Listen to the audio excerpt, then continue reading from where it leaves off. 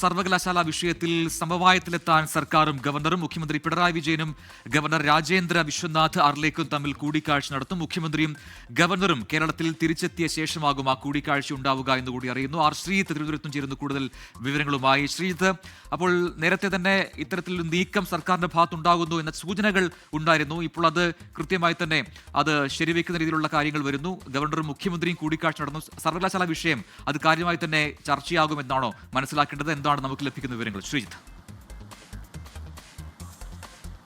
പ്രജിൻ, സർവകലാശാല വിഷയത്തിൽ സർക്കാരും രാജ്ഭവനും തമ്മിലുള്ള പോര് കടുത്തത് സംസ്ഥാനത്തെ ഉന്നത വിദ്യാഭ്യാസ മേഖലയെ ആകെ കലുഷിതമാക്കിയിരുന്നു. ഈ കലുഷിതമാകലിൻ്റെ പശ്ചാത്തലത്തിൽ പഴി കേൾക്കേണ്ടി വരുന്നത് സർക്കാരാണ്. സർവകലാശാല സ്വയംഭരണ സ്ഥാപനമാണ് എന്നൊക്കെ പറയാമെങ്കിലും ഇതിൻ്റെ മൊത്തം പാപഭാരവും വന്നു ചേരുന്നത് സർക്കാരിലേക്കാണ്. അതുകൊണ്ടാണ് ഇപ്പോൾ ഒരു സമവായത്തിൻ്റെ പാത സ്വീകരിക്കാനുള്ള ഒരു നീക്കം സർക്കാരിൻ്റെ ഭാഗത്തുനിന്നുണ്ടാകുന്നത്.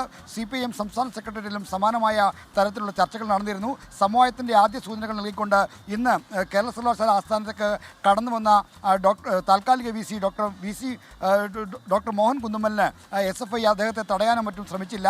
പിന്നീട് മോഹൻ കുന്നുമ്മൽ ഉന്നത വിദ്യാഭ്യാസ മന്ത്രി ഡോക്ടർ ആർ ബിന്ദുവുമായി കൂടിക്കാഴ്ച നടത്തി. അങ്ങനെ സമവായത്തിൻ്റെ പാത തെളിയുകയാണ്. ഇതിനൊപ്പമാണ് മുഖ്യമന്ത്രി ഗവർണർ കൂടിക്കാഴ്ചയ്ക്കും അരങ്ങൊരുങ്ങുന്നത്. മുഖ്യമന്ത്രി ഡൽഹിയിൽ നിന്ന് തിരുവനന്തപുരത്തേക്ക് വരികയാണ്. നാളെ രാത്രി 8 മണിയോടുകൂടി മാത്രമേ ഗവർണർ ഡൽഹിയിൽ നിന്ന് കേരളത്തിലേക്ക് തിരിക്കൂ. ഇരുവരും കേരളത്തിലെത്തിയ ശേഷമായിരിക്കും ഈ സർവകലാശാല വിഷയം അടക്കമുള്ള കാര്യങ്ങൾ രാജ്ഭവനുമായി ഗവർണറുമായി മുഖ്യമന്ത്രി ഒരു കൂടിക്കാഴ്ച നടത്താൻ പോകുന്നത്.